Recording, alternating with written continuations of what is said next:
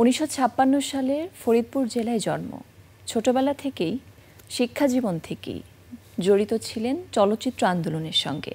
ভাবতেন মাটি নিয়ে, মানুষ নিয়ে, এবং তার সেই ভাবনা ফুটে উঠেছে সেলুলয়েডের ফিতায়। প্রথমে নির্মাণ করেছিলেন মাটির ময়না, যা পরবর্তীতে আন্তর্জাতিকভাবে স্বীকৃত হয়েছে, এবং এরপরেই একে একে তিনি নির্মাণ করেছেন রানওয়ে, মুক্তির গানসহ প্রামাণ্যচিত্র, চলচ্চিত্র। নির্মাণ করেছেন বিখ্যাত আন্তর্জাতিক খ্যাতিসম্পন্ন চিত্রশিল্পী এস.এম. সুলতানকে নিয়ে আদম সুরত। কিন্তু হঠাৎ করেই কাগজের ফুল নামের একটি চলচ্চিত্রের স্পট সিলেকশন করতে গিয়ে ঘটে একটি দুর্ঘটনা। 2011 সালের 13ই আগস্ট আমরা হারাই তাকে এবং তিনি সহ আরও 4 জন গুণী মানুষকে। দর্শক, বলছিলাম আমাদের দেশের অন্যতম গুণী চলচ্চিত্র নির্মাতা এবং আমাদের সকলের ভীষণ রকম পরিচিত, যিনি আমাদেরকে উপহার দিয়েছেন দারুণ সব কাজ, তারেক মাসুদের কথা। আজকের দিনে তিনি আমাদের ছেড়ে চলে গিয়েছেন এবং তার সাথেই ছিলেন চিত্রগ্রাহক মিশুক মনির, যার ক্যামেরায় আমরা রানওয়েতে দেখেছি চমৎকার সব দৃশ্য। তাকে নিয়েই আজকের আমাদের এই তারকা কথন, এবং তাদের দুইজনকে আমরা স্মরণ করব, তাদের কাজ সম্পর্কে আরও গভীরভাবে জানব, তাদেরই বন্ধুজন, দৃশ্যশিল্পী এবং একই সাথে অধ্যাপক। আমাদের সঙ্গে আছেন ঢালী আল মামুন। স্বাগত আপনাকে।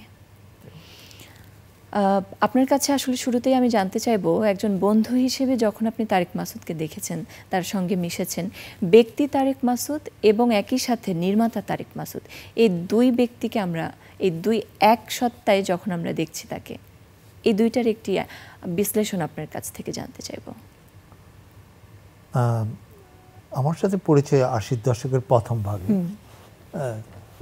তখন সবে তারেক এই এস.এম. সুলতানকে নিয়ে কাজ শুরু করেন, যেটি পরবর্তীতে প্রায় 6-7 বছর পরে ছবিটি রিলিজ হয় বা সম্পন্ন হয়, এবং এরপরে দীর্ঘ সময় জুড়েই আমাদের যাতায়াত, আদান প্রদান, নানা বিষয় আদান প্রদান। ফলে আমি ব্যক্তি তারেকের জীবন এবং তার সৃজন কর্মকে বিচ্ছিন্নভাবে দেখতে পারি না। আমি মনে করি সে যেভাবে হয়ে উঠেছে তারই একটা বয়ান তার শিল্পকর্ম, এমনকি তার পাঠ। সে যেই মাদ্রাসায় পড়াশোনা করেছেন, ঢাকা বিশ্ববিদ্যালয়ের ইতিহাস বিভাগে পড়াশোনা করেছেন। ফলে সবচেয়ে গুরুত্বপূর্ণ বিষয় হচ্ছে তারেকের সমস্ত কাজের মধ্যেই একটা ইতিহাসের পাটাতন থাকে, সেটি ব্যক্তি হোক, পরিবার হোক, কিংবা একটি কমিউনিটি হোক। সব ক্ষেত্রেই আমরা দেখব যে সেই ইতিহাসকে দেখছে ভিন্নতরভাবে। ইতিহাসের মধ্যে দিয়ে সে আমাদেরকে আবার নতুন পাঠে নিয়ে যায়, এবং একটি কমিউনিটি, একটি সমাজ কীভাবে গড়ে উঠতে হবে কিংবা কীভাবে সে দেখেছে, তার প্রতিটা জিনিসই কিন্তু সে চেষ্টা করেছে তার শিল্পকর্মে উদ্দিষ্ট করতে। এবং এছাড়াও আমাদের ইতিহাসের মধ্যে যে ভ্রান্তি কিংবা ইতিহাসের মধ্যে দিয়ে আমরা যে শিক্ষাগুলো গ্রহণ করি, সেটিকে সে উদ্দিষ্ট করার চেষ্টা করেছে। সেখানে শিল্পকলার ইতিহাসও গুরুত্বপূর্ণ। আমাদের শিল্পের ভাষা কীরকম হওয়া উচিত, আমার শিল্পের অনুষঙ্গগুলো, শিল্প ভাষার অনুষঙ্গ সমূহ কী হওয়া উচিত, সেখানে তার চলচ্চিত্রে যদি আমরা শব্দ, সঙ্গীত এবং ইমেজকে দেখি, তাহলে আমরা বুঝতে পারবো যে আসলে তারেক কীভাবে এই অঞ্চলের মানুষকে দেখেছে এবং তার অভিজ্ঞতা কীরকম ছিল। একদমই। আপনি চলচ্চিত্রের ভাষার কথা বলছিলেন। আমরা যদি বিশ্ব চলচ্চিত্রের ইতিহাসের কথাও চিন্তা করি, আমরা দেখেছি যে বড় বড় যারা নির্মাতা রয়েছেন, তাদের চলচ্চিত্র দেখলে পারে আমরা বুঝতে পারি সেখানে সংলাপ, সেখানে দৃশ্য, সব কিছুর একটা ব্যাপার। এমনকি সত্যজিৎ রায়ের 2টি সিনেমা দেখলেই আমরা বুঝতে পারি যে এটা নির্মাণ সত্যজিৎ রায়ের। তারেক মাসুদ কি এইরকম কোনো চলচ্চিত্রের ভাষা তৈরি করতে পেরেছিলেন কিনা, আপনার কি মনে হয়? এইটা এরকম একটা জাজমেন্টে যাওয়া আমার পক্ষে খুব কঠিন, তবে তার মধ্যে যে প্রত্যাশা ছিল সেই ব্যাপারে আমি নিশ্চিত। কারণ অনেক গভীর বিষয় নিয়ে আমাদের হয়তো অনেক চুলছাড়া বিশ্লেষণ কিংবা আলোচনা হতো, অনেক ক্রিটিক্যালি আমরা নিজেদের, এবং তারেক নিজেকেও কিন্তু ক্রিটিক্যালি দেখতেন। তারেক অনেক সময় এরকমও বলেছেন যে আমরা হয়তো যা চেয়েছি তা করতে পারবো না, আমাদের পরবর্তী প্রজন্ম করবে। ফলে ভাষার ব্যাপারে তারেক কিন্তু খুবই কনসার্ন ছিলেন যে চলচ্চিত্রের ভাষাটা কীরকম হওয়া উচিত। আপনারা যদি মাটির মানে দেখেন, সেখানে তার লোকেশন, তার ইমেজ, তার ইভেন কি সঙ্গীত, সবটাই। ফলে ইভেন সে নিজে টেক্সট লিখেছে, যে টেক্সটের আমি মনে করি আজকে খুবই রিলেভেন্ট। পাখিটি বন্দি আছে দেহের কাছায়, এই যে ম্যাটাফোর, এবং এইটা একেবারে আমাদের লোকায়ত মানুষের চিন্তা এবং এই অঞ্চলের সুর সম্পৃক্ত রয়েছে, ফলে ও চেয়েছে ভাষাটা যেন কন্টেক্সচুয়াল হয়। এরকম না, সে খুবই আমি মনে করি সত্যজিৎ রায় এবং ঋত্বিক ঘটকের মধ্যে তার এক ধরনের পক্ষপাত হয়তো খানিকটা সত্যজিৎ রায়ের প্রতি ছিল, যেখানে একেবারে সত্যজিৎ রায় যেমন তার প্রপস থেকে শুরু করে সমস্ত কিছুই পূর্ব পরিকল্পিত করতো। আমার এখন এই মুহূর্তে মনে পড়ছে সে শুধু একটি রবিনসন বার্লির একটি কোটা জোগাড় করার জন্য সে যেই পরিমাণ পরিশ্রম করেছে, যেহেতু আমাদের এখানে প্রপসের কোনো সেরকম দোকান বা কোনো জায়গা নেই যেখানে পাওয়া যায়, সে আমার মনে হয় মানিকগঞ্জে পুরো ঘুরে কোথাও কোনো এক বাড়ি থেকে সেটি সংগ্রহ করেছে। ফলে হয়তো ওই রবিনসন বার্লি কৌটাটি ওই চলচ্চিত্রের কোনো ইমেজে তেমন কোনো ভূমিকা রাখবে না, কিন্তু তথাপিও এর একটি বিলঙ্গিংনেস, এর মধ্যে একটি অথেন্টিসিটি এবং নিজের যে এঙ্গেজমেন্ট, সেইটার একটা প্রতিবিম্ব আমরা পাই। একদম। এবং আমরা দেখেছি যখন রানওয়ে চলচ্চিত্র কিংবা তার অন্যান্য কাজগুলোতেও তিনি আসলে শতভাগ দেওয়ার চেষ্টা করেছিলেন নির্মাতার দৃষ্টিভঙ্গি থেকে। নির্মাতা তারেক মাসুদের কাজ দেখে তো আমরা আসলে তার গুণগত মানটা বুঝতে পারি কাজের।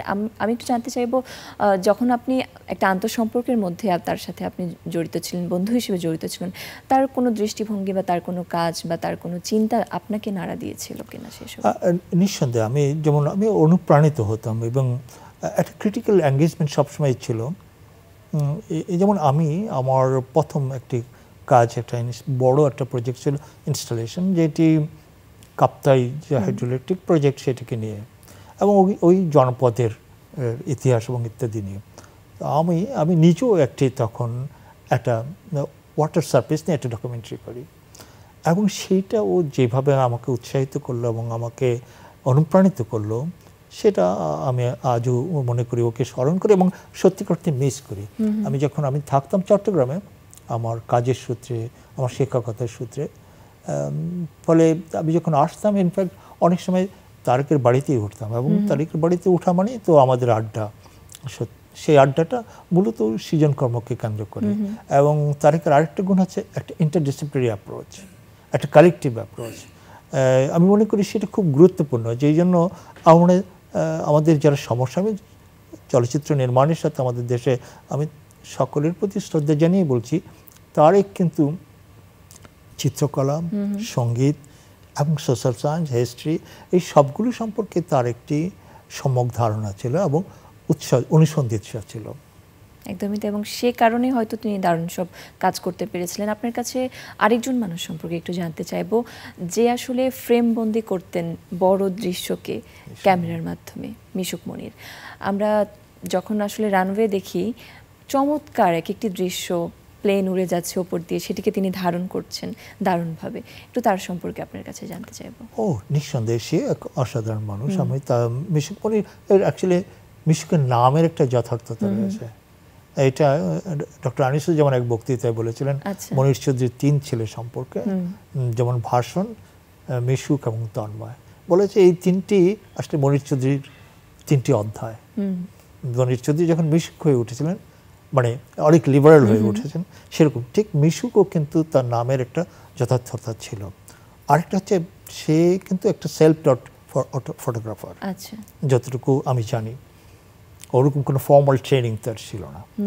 কিন্তু এই আপনি যে রানোয়ার কথা বলেছেন, রানোয়া এছাড়াও অনেক অসাধারণ কিছু দৃশ্য আছে। একটা বেলজাল, তারপরে একটা এই যে দুদু প্রান্তর, বালির একটা দুদু প্রান্তর, সেখানে এরকম একটি ক্যামেরা ইমেজ ধারণ করা খুবই কঠিন। আরেকটা হচ্ছে নরসুন্দর, যে নরসুন্দরের সমস্ত জায়গায় হচ্ছে মিরর, আয়না, সেখানে ক্যামেরা নিয়ে কাজ করা কত কঠিন এগুলো। এবং আমার মনে হয় এই যে আপনার কার মাউন্ট, এগুলো ইত্যাদি জিনিস কিন্তু, এবং এই তারেক এবং মিশুক, আমি মনে করি এরা একে অপরের পরিপূরক ছিল। একদমই তাই। এবং তারা দুজনে মিলে যখন কাজ করেছেন, তার ফলাফল তখনই আমরা দেখতে পেয়েছি। আমরা জানি 10ই আগস্ট আন্তর্জাতিক খ্যাতিসম্পন্ন চিত্রশিল্পী এস.এম. সুলতানের জন্মশতবার্ষিকী, এবং বেঙ্গল শিল্পালয়ে আমরা দেখেছি সেখানে কিছু এক্সিবিশন হচ্ছে, অনুষ্ঠান হচ্ছে, এবং তাকে নিয়ে সে সময় তারেক মাসুদ নির্মাণ করেছিলেন আদম সুরত। এবং সেই কাজটার আসলে শিল্প প্রতিক্রিয়াটা কি বলবেন আপনি আপনার দিক থেকে? আমি তার চেয়ে বেশি গুরুত্বপূর্ণ আমার কাছে মনে হয় এরকম একটি বিষয় নির্বাচন করা, যে তারেক সেই সময়, তার একেবারে প্রথম কাজ বলা যেতে পারে, তার প্রথমই কাজ, এই প্রামাণ্য চিত্রটি জনাব আদম সুরত। আমাদের শিল্পকলার ইতিহাসে সুলতান নিঃসন্দেহে এক কালপুরুষ, একদম, এবং কালপুরুষ আর আদম সুরত, আর আদম সুরতটা একটা ম্যাটাফরিক্যাল নেই। এবং আমাদের শিল্পকলার ইতিহাসে এরকম একজন ব্যক্তিকে এইভাবে তুলে ধরা, এইটাকে নির্বাচন করে আমি মনে করি তারেককে সেই জন্য আমার স্যালিউট। এবং পরবর্তীতে সুলতানের জীবনযাপন নিয়ে অনেক বেশি আলোচনা হয়, অনেক মুখরোচক গল্প অনেক তৈরি হয়েছে, একটা এক্সোটিজম রয়েছে, কিন্তু তারেকের চলচ্চিত্রে সেই এক্সোটিজম নেই। বরঞ্চ অনেক ক্ষেত্রে তারেক চেষ্টা করেছে সুলতানের জীবন দর্শনের সাথে এইখানকার এই অঞ্চলের মানুষের একটা প্রাসঙ্গিকতা তৈরি করা, এবং একটা পরিমিত বোধ ছিল। নিঃসন্দেহে নিঃসন্দেহে সেটা বলার অপেক্ষা রাখে না। এখনো যদি আমরা দেখি, এটি আমাদের জন্য একটি অনন্য পাওয়া যে আদম সুরত সে আমলে তারেক করেছে। যদিও আমি জানি অনেক কষ্টে করেছে, অনেক অনেক তাকে মানে সে অর্থবিত্ত কিছুই ছিল না। এবং সেখানে মিশুক এমন এই দুজনেরই কিন্তু এটা একটা প্যাডাগজিক্যাল জার্নি, যা বলে যেত একটা লার্নিং প্রসেস ছিল। একই সাথে তারেকও চলচ্চিত্র সম্পর্কে মানে কি বলে যে জ্ঞান লাভ করছিলেন এই এক্সপিরিয়েন্সের মধ্যে দিয়ে, ঠিক ফটোগ্রাফার হিসেবে মিশুকও তাই। একদম, এই যে আপনি বলছিলেন যে অনেক কিছু ছিল না, কিন্তু তারেক মাসুদের সাথে আসলে ক্যাথরিন মাসুদ ছিলেন, যে আসলে সব সময় তাকে সাপোর্ট করে গিয়েছেন। সেটা বলা অপেক্ষা রাখে না, একদমই। এটা তো আরেকটা আমি মনে করি ক্যাথরিন, আই থিঙ্ক তারেককে ক্যাথরিন ছাড়া ভাবা যায় না। It's true, it's true. Catherine is very very different. Catherine সে সময় যখন আপনারা তাদের বাসায় যেতেন, আড্ডা দিতেন, কেমন দেখতেন আসলে তাদের দুজনের মধ্যে আসলে সম্পর্কের জায়গাটা? সেটা তো বলার অপেক্ষা রাখে না, সত্যি তাদের সম্পর্কটা অসাধারণ ছিল। একই সাথে তারা কাজও করেছেন বেশ কিছু। হ্যাঁ, অ্যাকচুয়ালি আমি ওদের জীবনযাপন এবং ওদের কাজকে আলাদা করে দেখতে পারি না। আমি যখন ওদের বাড়িতে যেতাম, আমরা দেখতাম যে even cooking in a metaphorical way, art cooking and real cooking দুটি একসাথে চলছে। আচ্ছা, মানে রান্নাও চলছে, শিল্প রন্ধনও শিল্প এবং শিল্প রন্ধন, এরকম একটি ব্যাপার ঘটেছে ওদের জীবনে। তো ওরা আমি মনে করি একটা অনন্য উদাহরণ আসলে। এই একটা সৃজন যাত্রায় তারা দুজন, ইভেন মিশুকও ইনফ্যাক্ট, মিশুককে ছাড়া কিন্তু মানে যেমন তারেক ভাবতে পারতো না, মিশুকও আসলে তারেককে ছাড়া ভাবতে পারতো না অনেক ক্ষেত্রে। মানে একটা মালার তিনটা মুক্তার মতো ছিলেন আসলে তিনজন। একটু জানতে চাইবো, তিনি যেরকম চলচ্চিত্র নির্মাণ করেছেন, কিছু প্রামাণ্য চিত্রতেও কিন্তু তার দখল আমরা দেখেছি। মুক্তির গানের কথা যদি বলতে চাই, মুক্তির গান সম্পর্কে কি বলবেন? আমি আগেই বলেছি যে ইতিহাস একটি ব্যাপার। তারেক বারবার, আমরা যখন আসলে আমাদের এই অঞ্চলে তো আসলে হিস্টোগ্রাফি অ্যান্ড হিস্টোরিসিটি অনেক ভারাক্রান্ত, নানাভাবে আক্রান্ত এবং ভারাক্রান্ত। আমরা অনেক ইতিহাসই ভুলে যেতে চাই কিংবা আমাদেরকে ভুলিয়ে দেওয়া হয়, কিন্তু তারেক সেই ক্ষেত্রে আমি মনে করি একটা বিরাট ভূমিকা পালন করেছে।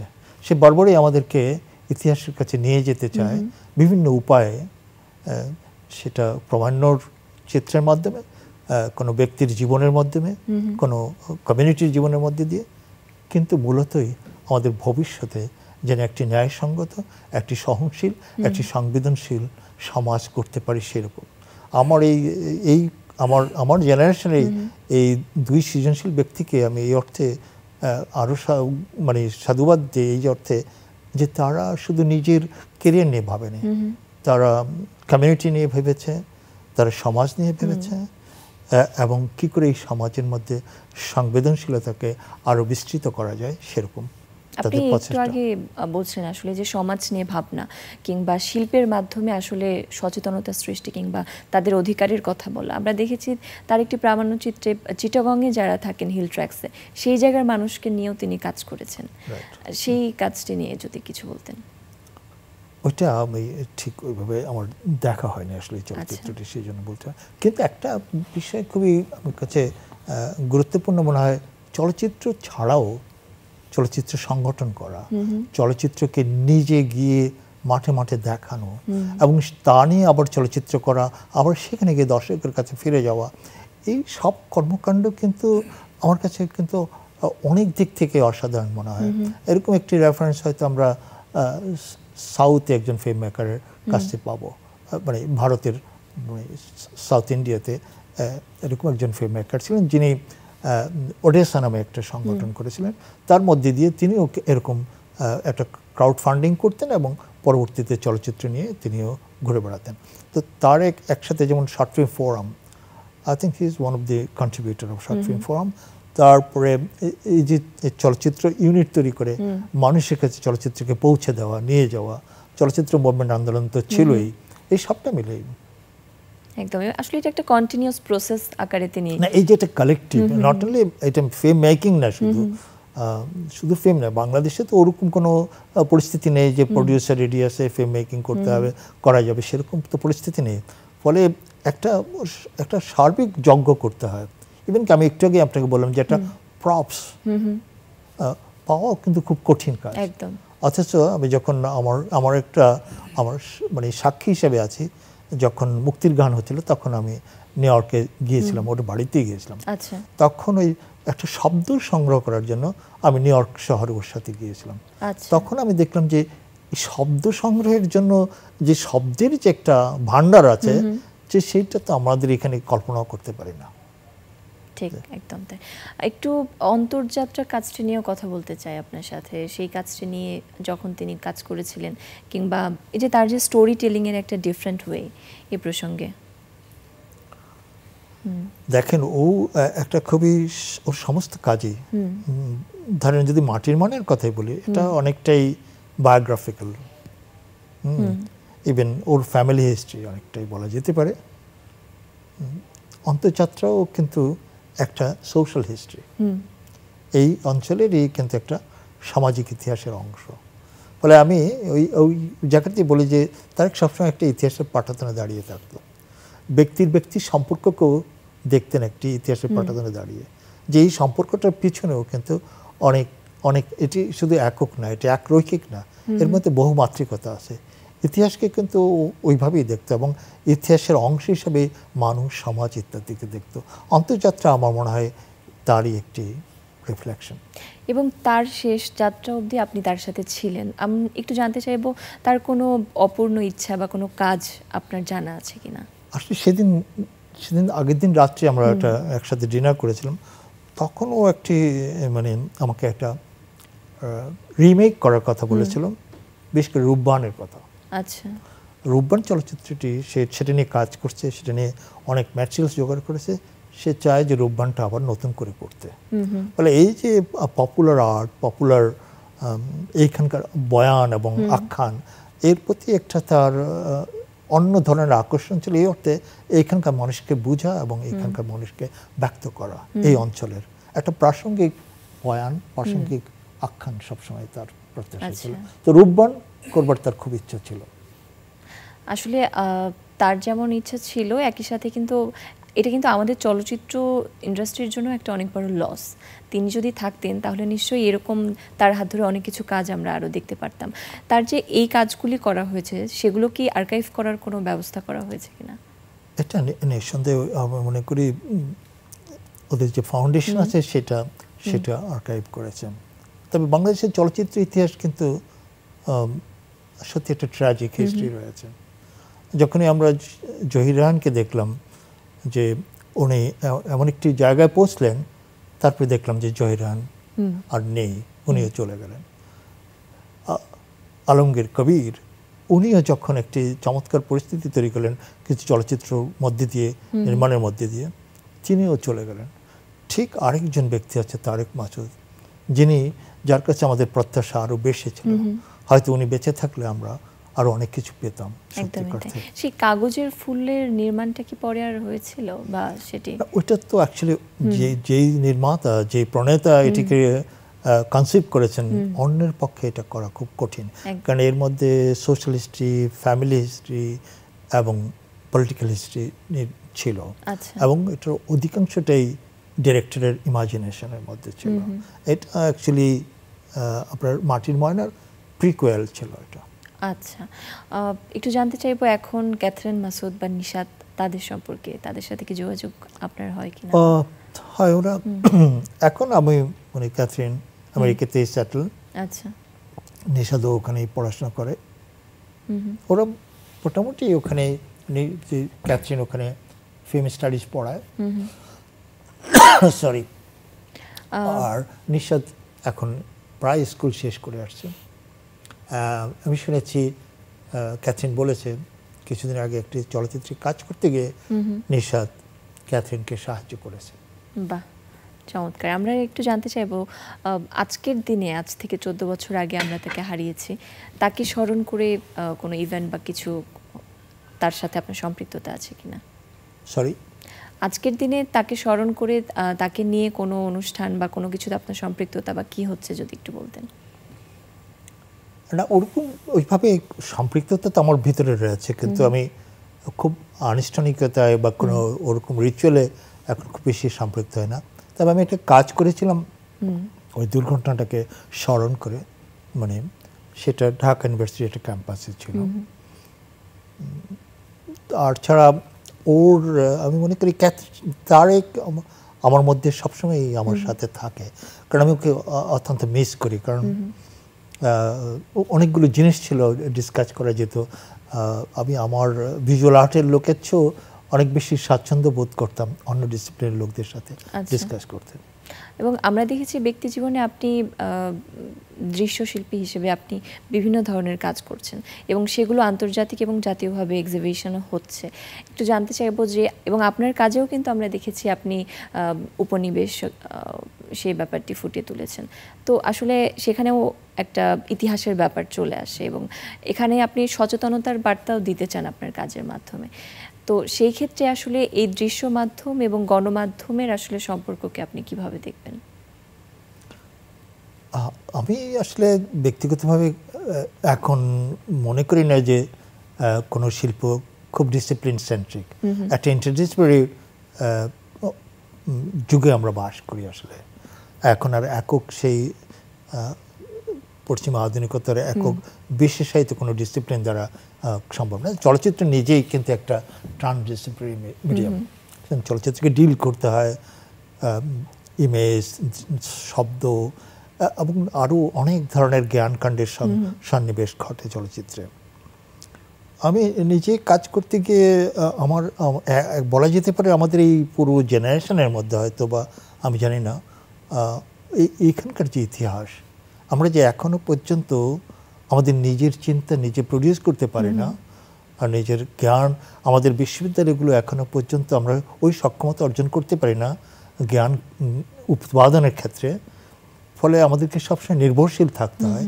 এরকম একটা জিজ্ঞাসা থেকে আমিও নতুন করে পাঠ করতে চাই এই কলোনিয়াল হিস্ট্রিকে, এবং একটা এই কলোনিয়াল হিস্ট্রির এর মধ্যে দিয়ে আমরা এই বিশেষ করে আমাদের এখানকার যে শিল্প চর্চা, যে কলোনিয়াল মডার্নিজম, সেটা আমাদেরকে এমনভাবে জেঁকে বসেছে যে আমরা এর থেকে আর বেরোতে পারছি না। আমরা আমাদের নিজেদের বয়ান, নিজেদের কথা, নিজেদের চিন্তাকে হারিয়ে ফেলেছি।